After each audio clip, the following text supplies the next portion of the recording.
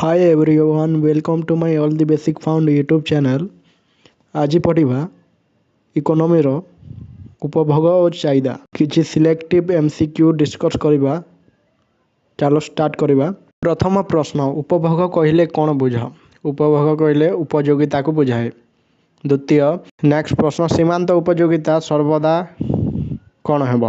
Option A ଧନାତ୍ମକ, option B ଋଣାତ୍ମକ, option C ଶୂନ୍ୟ, ଅପସନ୍ ଡି ଉପରୋକ୍ତ ସମସ୍ତ। ସଠିକ୍ ଉତ୍ତର ହେଉଛି ଅପସନ୍ ଡି ଉପରୋକ୍ତ ସମସ୍ତ। ନେକ୍ସଟ ପ୍ରଶ୍ନ, ମୋଟ ଉପଯୋଗିତା ସର୍ବଦା କ'ଣ ହେବ? ଧନାତ୍ମକ। ମାର୍ଶାଲଙ୍କ ମତରେ ମୁଦ୍ରାର ସୀମାନ୍ତ ଉପଯୋଗିତା କ'ଣ? କ'ଣ ରହେ? ସ୍ଥିର ରହେ। ସୀମାନ୍ତ ଉପଯୋଗିତାର ନୀତି କ'ଣ? ଉତ୍ତର ବାମରୁ ଡାହାଣକୁ ନିମ୍ନଗାମୀ ହୁଏ। ଯେତେବେଳେ ମୋଟ ଉପଯୋଗିତା ସର୍ବାଧିକ ସେତେବେଳେ ସୀମାନ୍ତ ଉପଯୋଗିତା କ'ଣ ହୁଏ? ସର୍ବନିମ୍ନ ହୁଏ। ସୀମାନ୍ତ ଉପଯୋଗିତାର ଅନ୍ୟ ନାମ କ'ଣ? ପ୍ରାନ୍ତୀୟ ଉପଯୋଗିତା। ପ୍ରଶ୍ନ, କାଠଗରିଣ୍ଡାରୁ କାଠରେ ତିଆରି ମେଜ କେଉଁ ଉପଯୋଗିତାର ଏକ ଉଦାହରଣ? ଗୋଟିଏ ଆକାରଗତ ଆକାର ଦେବା। ନେକ୍ସଟ ପ୍ରଶ୍ନ, ବାଲିଘାଟରୁ ଟ୍ରାକ୍ଟରରେ ବାଲି ଆଣି ଘର କାମରେ ଲଗାଇଲେ କେଉଁ ଉପଯୋଗିତାର ସୃଷ୍ଟି ହୁଏ? ସ୍ଥାନର, ଗୋଟିଏ ସ୍ଥାନରୁ ଗୋଟିଏ ସ୍ଥାନକୁ ଆଣିବା।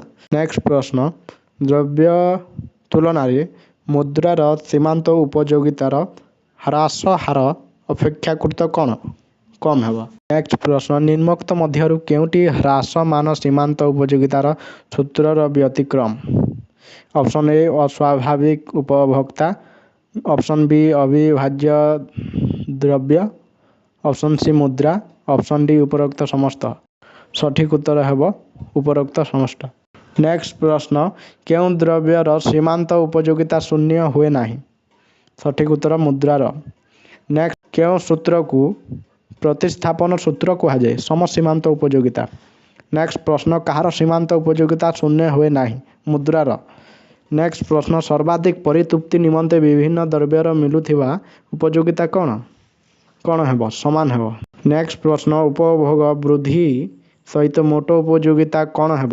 ବୃଦ୍ଧି ପାଇବ। ପ୍ରଶ୍ନ, କୌଣସି ଦ୍ରବ୍ୟର ଅତିରିକ୍ତ ଏକକ ଉପଭୋଗ ଫଳରେ ସୀମାନ୍ତ ଉପଯୋଗିତା ହ୍ରାସ ପାଏ। ଯେତେବେଳେ ମୋଟ ଉପଯୋଗିତା ହ୍ରାସ ପାଏ ସେତେବେଳେ ସୀମାନ୍ତ ଉପଯୋଗିତା କ'ଣ ହୁଏ? ଋଣାତ୍ମକ ହୁଏ। ନେକ୍ସଟ ପ୍ରଶ୍ନ, ସୀମାନ୍ତ ଉପଯୋଗିତା ହ୍ରାସ ପାଇବା ବେଳେ ମୋଟ ଉପଯୋଗିତା କ'ଣ ହେବ? ବୃଦ୍ଧି ପାଏ। ଅନ୍ତିମ ପ୍ରଶ୍ନ, ଉପଯୋଗିତା ଆନନ୍ଦ ଠାରୁ କ'ଣ? ଉପଯୋଗିତା ଆନନ୍ଦ ଠାରୁ ଭିନ୍ନ ହେବ। ଏହା କିଛି ଇଣ୍ଟରନାଲ ଏକ୍ଜାମ ପାଇଁ ସିଲେକ୍ଟିଭ ପ୍ରଶ୍ନ ଥିଲା। ଏମିତି ଆଉ ନେକ୍ସଟ ଭିଡ଼ିଓ ଦେଖିବାକୁ ଚ୍ୟାନେଲକୁ ସବସ୍କ୍ରାଇବ କରି ରଖନ୍ତୁ। ଧନ୍ୟବାଦ।